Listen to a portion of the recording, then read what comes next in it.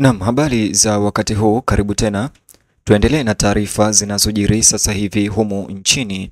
Vijana wa Gen Z kutoka Tanzania wakishirikiana na wanaharakati wa upinzani sasa wameandaa na kutangaza maandamano mapya tena katika miji tofauti nchini Tanzania. Wametoa tarehe rasmi watakayorudi barabarani kuandamana. Like video hii kisha subscribe kabla tusonge mbele, na nikutaarifu taarifa hizi kwa upana na kwa undani zaidi. Mvutano unaendelea kutanda kote Tanzania, huku wananchi tena wakijiandaa kwa kile ambacho wengi wanakiita wimbi kubwa zaidi la maandamano katika historia ya kisiasa ya taifa.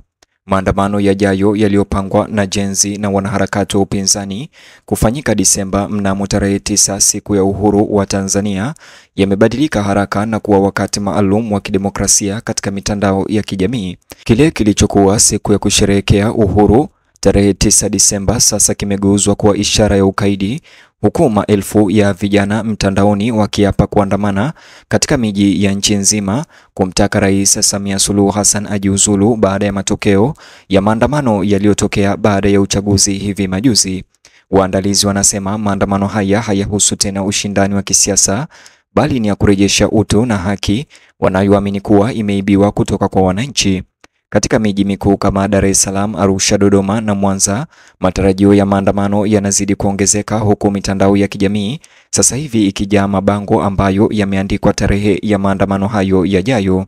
Kulingana na chapisho lililosambazwa na kituo cha habari cha African News, nikinukuu, iliandika hivi: Watanzania wanapanga maandamano makubwa Disemba tarehe 9, siku inayoambatana na siku ya uhuru wa nchi hiyo. Kile ambacho kilikusudiwa kuashiria uhuru sasa kimekuwa kigezo cha kumtaka Samia Suluhu aondolewe madarakani kutokana na mauaji ya halaiki na kutiwa mbaroni kufuatia uchaguzi huo ulioshuhudiwa siku ya maandamano.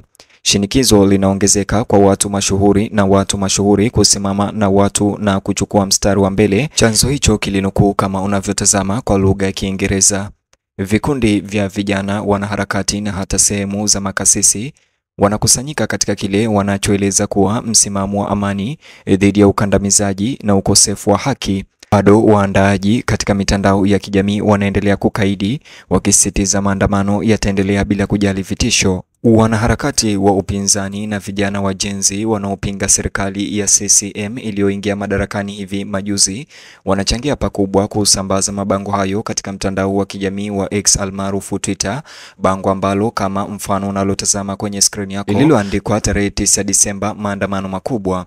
Vilevile hasira zinaongezeka zinatokana na kile wananchi wanachoeleza kuwa ghasia zilizofadhiliwa na zilizofuatia uchaguzi wa Oktoba uliokumbwa na utata.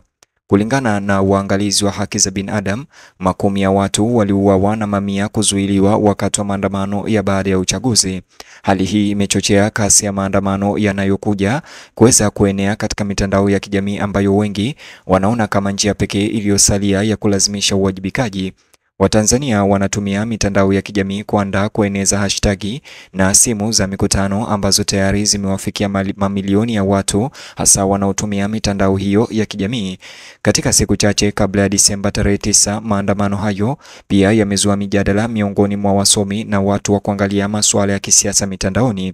Wanasiasa, watumishi wa zamani wa umma na watu wa biashara wanashinikizwa kuchagua upande iwapo wataweza kuandamana au watapinga maandamano hayo.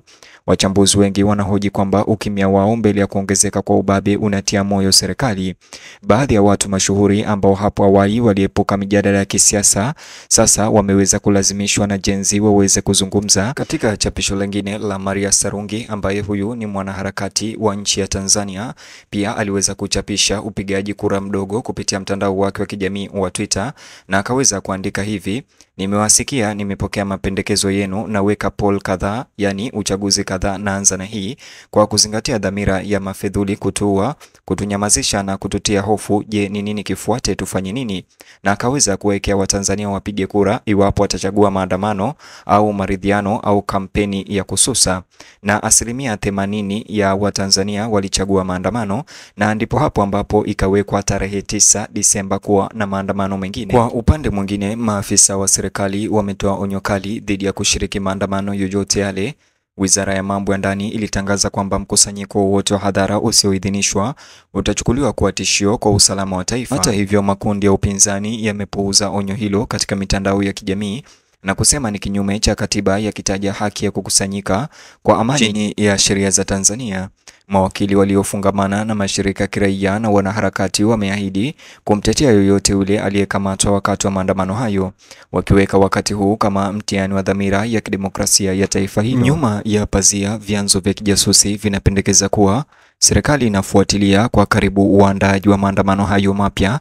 Wanaharakati kadhaa mashuhuri wameripotiwa kujificha baada ya kupokea vitisho vya kukamatwa. Wengine wameapa kujitokeza mstari wa mbele bila kujali hatari yoyote, wakisema hofu haiwezi tena kudhibiti hatima ya Tanzania.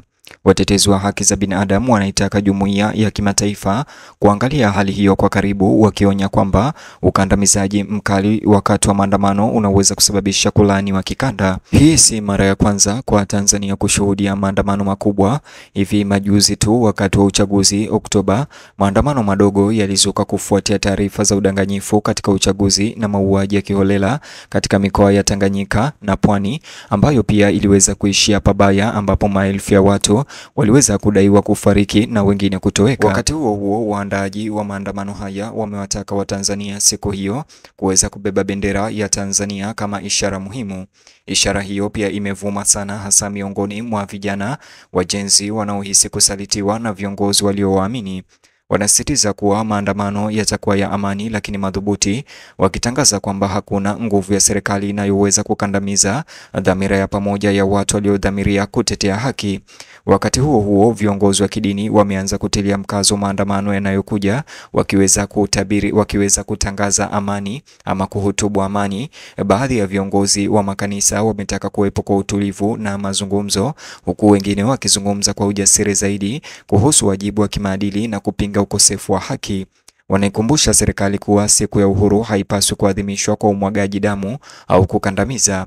Badala yake, wanahimiza upatanisho na unyenyekevu kabla ya vilio vya watu kuwa visivyoweza kutenduliwa. Katika mitandao ya kijamii, jumbe za umoja zinaendelea kumiminika kutoka kwa Watanzania walioko nje ya nchi.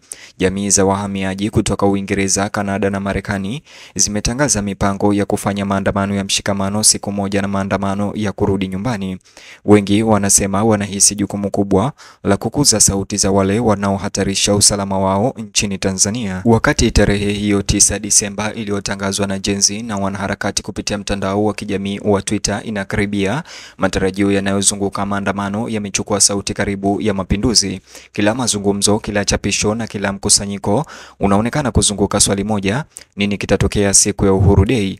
Kwa Watanzania wengi, maandamano si tukio la kisiasa tu, ni nafasi ya mwisho ya kurejesha nchi iliyoingia kwenye ubabe. Kwa macho ya wananchi wa kawaida, maandamano yamekuwa kitendo cha ukumbusho kwa wale waliouawa katika mapambano ya kutafuta ukweli. Kila wimbo, kila bendera na kila hatua ya tarehe 9 Disemba itawakilisha kilio cha haki kinachosikika mitaani. Iwapo maandamano haya yataleta mageuzi au ukandamizaji, ukweli mmoja unabaki: Tanzania imesimama kwenye ukingo wa historia na dunia inatazama.